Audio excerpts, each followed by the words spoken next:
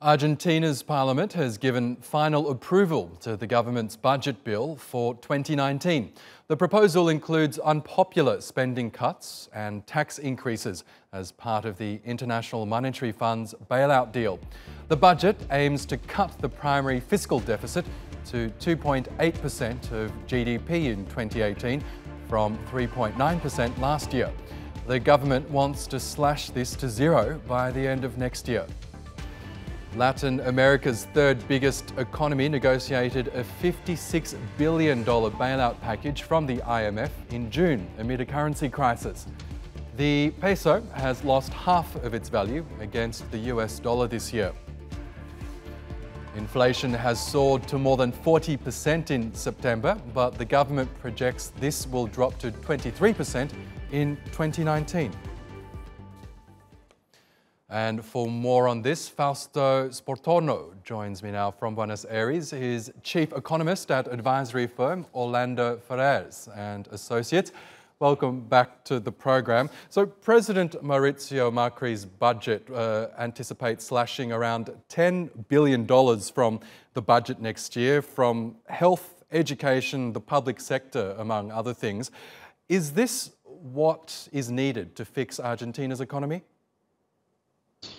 Well, yes, it's needed because we need to have an equilibrium in the balance of the sector public. No, we have a very strong deficit last year, and we don't have any way to finance that deficit. Really, Argentina is in need for the IMF to finance this deficit. So the IMF is asking Argentina to reduce the deficit. In fact, we are talking about the primary deficit will go to zero. But the total deficit, the financial deficit, will go to 2.7% around next year. This means 2.7 or 3% of interest in terms of the GDP. We have to cut in not especially in education and health, as you said, because education and health is part of the budget of the provinces, not the federal government. The federal government had to cut spending in public works and basically in subsidies to energy and transport. That's why this is so unpopular, because if you cut subsidies to energy and transport, the prices of energy and transport will go up, and over that you have an increase in taxes, taxes to exports and taxes over personal goods or personal wealth, we can say, no? And that means a really strong adjustment, but it's needed. We don't have any other way to finance this kind of fiscal deficit that we were carrying the last 4 years. As we've seen in recent days, thousands of Argentinians have taken to the streets protesting against some of these budget measures.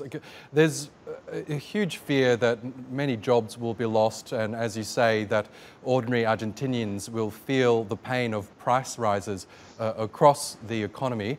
Isn't this a valid fear? Aren't Argentinians right to be worried about the pain that this budget will cause them? It's not the budget. It's really the budget is a way to solve this problem. The real problem is that we were living with external debt, taking debt, and well, this debt is no longer there. So we are having an adjustment in the balance of payment. The current account deficit has fallen from 5% of the GDP. We are expecting to fall to 1.5, 2% next year. So this reduction in the inflow of money in Argentina is producing this recession. Right now, we are expecting a 2.2 fall in the GDP this year, but probably next year we will have an increase in the GDP of around 1% or so. No? The fiscal adjustment is needed because there is no other way to finance this deficit.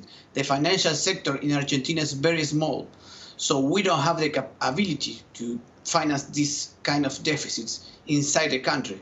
Just to take some numbers, the complete credit to the private sector in Argentina, of the local private sector, is 14% of the GDP. It's very small, 1/4. So if you have to finance a 5% deficit locally, you will produce a crisis anyway. So there's no other way to solve this fiscal deficit. And I believe this is a correct way to do it. The problem really is the increasing taxes. No, that is where it's very difficult to absorb because taxes already are very high. Okay. Argentina is one of the countries in Latin America with a higher tax rate. So if you are increasing taxes over these high taxes, you are affecting the economic activity.